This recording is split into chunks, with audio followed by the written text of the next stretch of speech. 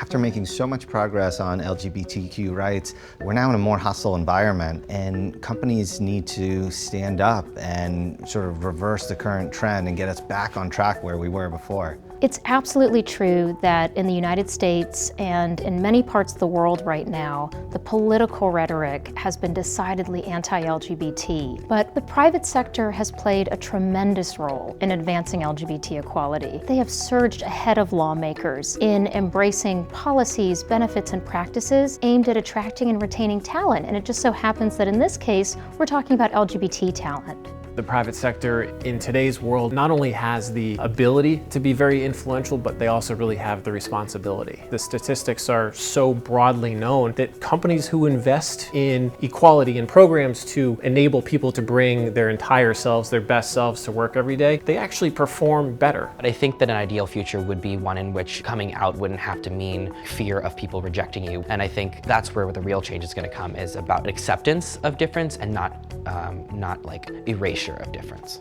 When everyone's talent can be brought to the table and people can work creatively, unencumbered by fears of being fired for who they are, who they love, that's a win-win for all of us. Because it's not only the right thing to do, but it's good for business and it's good for state, national, and even the global economy. Being inclusive, being open to diverse perspectives, this inspires the drive for future innovation as well as success for all of us.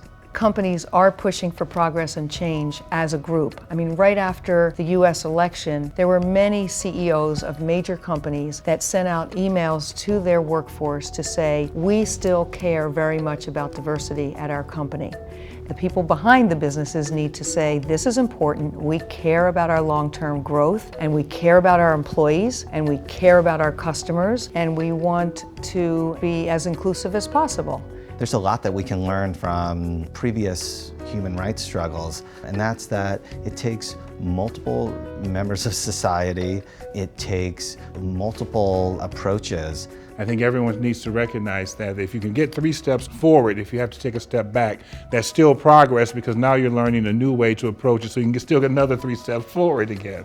Until we have that out transgender executive, until we're really showing young people today who are LGBT that they have a place, whether it's in the White House, whether it's on the global stage or across the private sector, I think we still have work to do with respect to visibility of the LGBT community.